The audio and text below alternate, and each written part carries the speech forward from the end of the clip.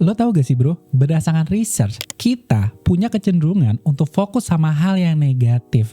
Dan pada video gue kali ini, gue akan membahas alasan yang menyebabkan kita berpikir negatif berdasarkan sains ataupun teori, dan cara untuk mengatasinya bagaimana. So, stick around! Hai semua, jumpa kembali dengan gue Ama Al-Khatiri. Dan untuk kalian yang belum kenal gue adalah seorang blogger yang menulis artikel mengenai productivity, lifestyle, habit, dan linknya gue taruh di kolom description bila lo ingin baca. Pada video kali ini, gue pengen bahas beberapa alasan yang menyebabkan kita lebih suka berpikir hal yang negatif dalam konteks psikologi.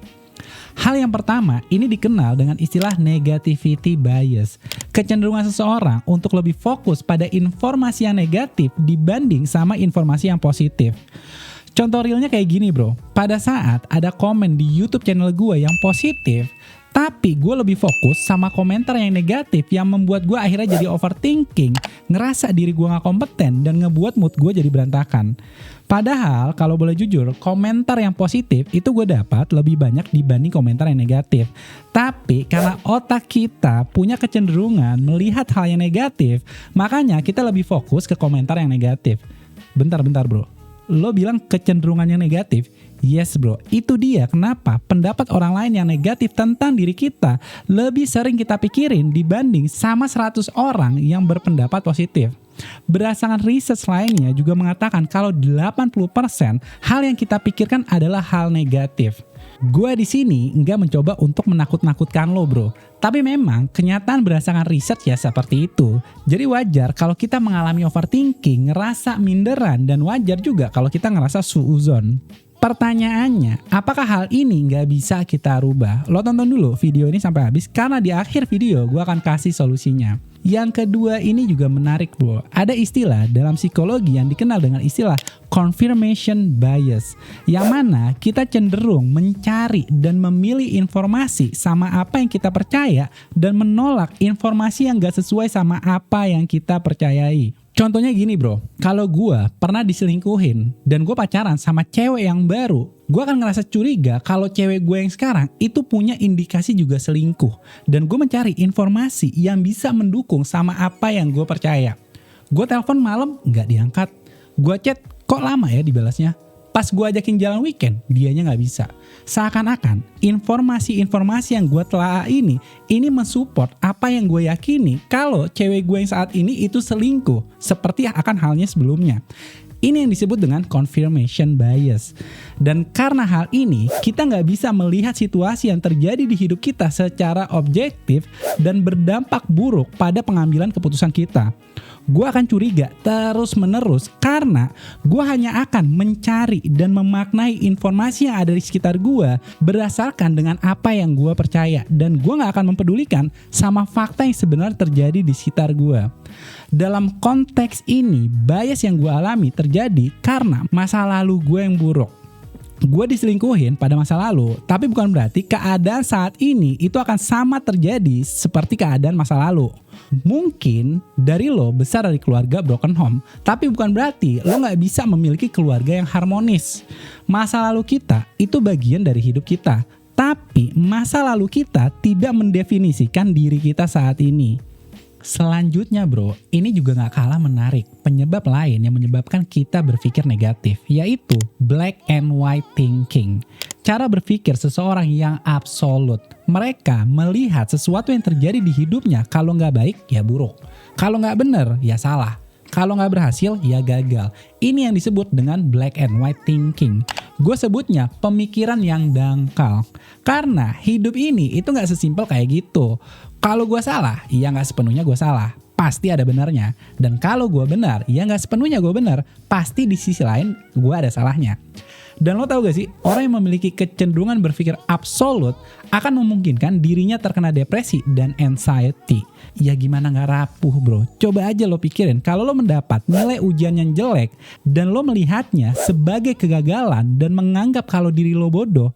Hal yang fatal dalam pemikiran seperti ini, lo akan melabelkan diri lo itu bodoh, gak cuma dalam konteks pelajar, tapi dalam konteks apapun bro. perkara lo gagal dalam satu hal, lo akan menganggap lo akan gagal pada hal-hal lainnya. Dan juga hal ini berlaku sebaliknya bro. Lo jago dalam bidang A, ya belum tentu juga lo bakal jago di bidang lainnya. Makanya gue sebut pemikiran black and white thinking ini benar-benar dangkal banget. Karena cara berpikirnya terlalu sederhana dan instan. Hidup itu nggak sesederhana seperti ini bro. Karena hidup itu abu-abu, bukan hitam putih. Salah dan benarnya seseorang, baik dan buruknya seseorang, itu tergantung dari sudut pandang kita melihatnya. Bukan berarti si A bodoh dalam matematika, dia juga bodoh pada pelajaran lainnya. Setiap orang itu punya kelebihan dan kekurangannya masing-masing. Dan cara berpikir black and white thinking itu cuma bisa melihat di satu sisi aja. Kalau nggak kekurangan, ya udah kelebihan. Selanjutnya, seperti janji gue akan kasih solusi atas permasalahan ini bro. Otak manusia dikenal dengan istilah neuroplasticity, yaitu kemampuan untuk terus berkembang dan berubah berdasarkan pengalaman yang kita lalui di hidup kita. Atau sederhananya, kemampuan otak untuk beradaptasi dan berubah dengan berjalannya waktu. Pengalaman yang kalian lewati seiring berjalannya waktu itu akan membuat otak kalian terus tumbuh dan berkembang. Jadi, jika kita memiliki kebiasaan buruk seperti berbicara atau berpikir hal negatif terus-menerus, maka otak kalian akan mengikuti kebiasaan buruk seperti itu. Mungkin di antara lo nonton Bang Gue Udah Tua. Otak gue udah gak akan bisa tumbuh lagi. Bentar bro, research terbaru itu mengatakan otak kita gak akan pernah berhenti tumbuh selama kita terus-menerus belajar. Dan salah satu cara terbaik untuk merubah cara kita berpikir dari hal negatif menjadi positif adalah dengan cara membaca. Berdasarkan studi, membaca dapat merubah cara otak kita bekerja menjadi lebih baik lagi, menjaga fungsi kognitif, dan juga bisa meningkatkan IQ kita. Yes, gue bisa mengatakan semakin banyak kalian membaca bacaan yang bermanfaat, maka otak kalian akan tumbuh dan berkembang lebih baik lagi. Yang kedua, ternyata bro, tidur itu juga memiliki peranan penting untuk pertumbuhan otak. Dan normalnya tidur yang baik itu antara 7-8 jam. Dan ada research yang menarik bro, ternyata saat kita tidur, otak kita berperan untuk membersihkan toksin, bahan-bahan berbahaya, entah itu dari makanan yang kita makan atau udara yang kita hirup. Jadi, semakin kalian memiliki tidur yang cukup, maka otak kalian juga akan tumbuh secara sehat.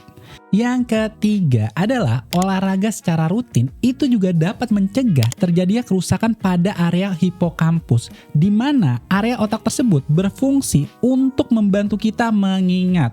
Dan olahraga yang direkomendasikan dari US Department of Health and Human Service adalah olahraga yang berkaitan dengan kardio ataupun body weight.